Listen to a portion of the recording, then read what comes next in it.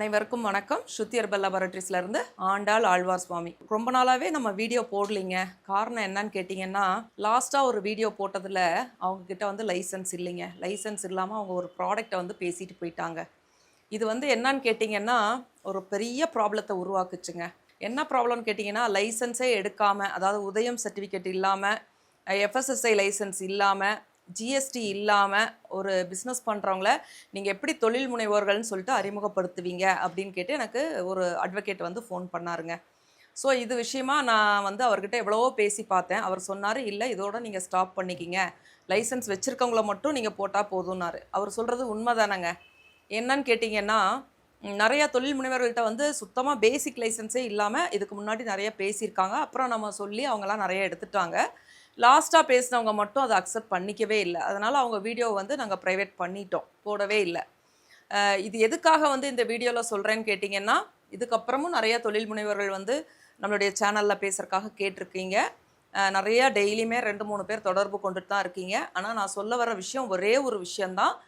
கண்டிப்பாக உதயம் சர்டிஃபிகேட்டும், ஃபுட்டு பிஸ்னஸாக இருந்தால் எஃப்எஸ்எஸ்ஐ லைசன்ஸும், ஹேர் ஆயில் அந்த மாதிரி இருந்ததுன்னா காஸ்மெட்டிக் லைசன்ஸும் ப்ளஸ் ஜிஎஸ்டியும் இருந்தால் மட்டுமே இனிமேல் வீடியோ போடப்படும். ஏன்னு கேட்டிங்கன்னா, நான் வந்து உங்களுக்கு உதவி பண்ணணுன்றக்காக தான் வந்து இந்த வீடியோலாம் போட்டுட்ருக்கேன். ஆனால் அதுவே வந்து ப்ராப்ளமாக மாறும்போது சொல்கிற விஷயங்களை நீங்கள் வந்து சரியாக புரிஞ்சுக்கிட்டு, ஏன்னா நிறைய பேர் என்ன சொல்கிறாங்கன்னா, ஜிஎஸ்டி தேவையில்லை, நான் ஜிஎஸ்டி எடுக்க மாட்டேன், நான் வீட்டில் வச்சு தான் பண்ணுறேன் அப்படின்றாங்க. அப்படி இல்லைங்க. கவர்மெண்ட்டை வந்து நம்ம வந்து ஏமாற்றவே கூடாது. காரணம் என்னன்னு கேட்டிங்கன்னா, நீங்கள் எம்ஆர்பி ஃபிக்ஸ் பண்ணுறீங்க இல்லையா, அந்த எம்ஆர்பி வந்து இன்க்ளூடிங் ஜிஎஸ்டி தான் நீங்கள் ஃபிக்ஸ் பண்ண போகிறீங்க. ஸோ ஜிஎஸ்டி உங்கள் கையிலேருந்து நீங்கள் கட்ட போகிறதில்ல.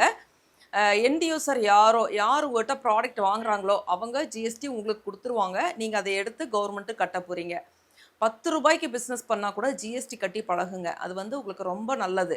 ஏன்னு கேட்டிங்கன்னா, இன்றைக்கி என்ன கேட்டவர் அதே அட்வொகேட் சொன்னார், அவங்க மேலே கேஸ் போடுவேன், அவங்க மேலே சூ பண்ணுவேன்னு சொல்லிட்டு. அப்போ நான் சொன்னேன், இல்லைங்க, அவங்க வந்து இப்போ தான் தொழில் ஸ்டார்ட் பண்ணியிருக்காங்க, அந்த மாதிரி பண்ண வேண்டாம், அவங்களது நான் ப்ரைவேட் பண்ணிடுறேன், இதுக்கப்புறம் அந்த மாதிரி யாருடைய வீடியோவாவது வந்துச்சுன்னா நீங்கள் அதை பண்ணலாம் அப்படின்னு சொல்லி ரொம்ப ரிக்வெஸ்ட் பண்ணிக்கிட்டேன்.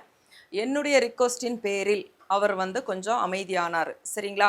இதை வந்து ஏன் வந்து நான் ஓப்பன் வீடியோவாக போடுறேன்னா, இனிமேல் வர்ற தொழில் முனைவோர்கள் நிச்சயமாக எஃப்எஸ்எஸ்ஐயும் உதயமும் அப்புறம் வந்து ஜிஎஸ்டி இருந்தால் மட்டுமே நான் வந்து வீடியோ போடுறதுக்கு தயாராக இருக்கேன் அப்படின்றத உங்களுக்கு தெரியப்படுத்துறதுக்காக இந்த வீடியோவை நான் போடுறேங்க.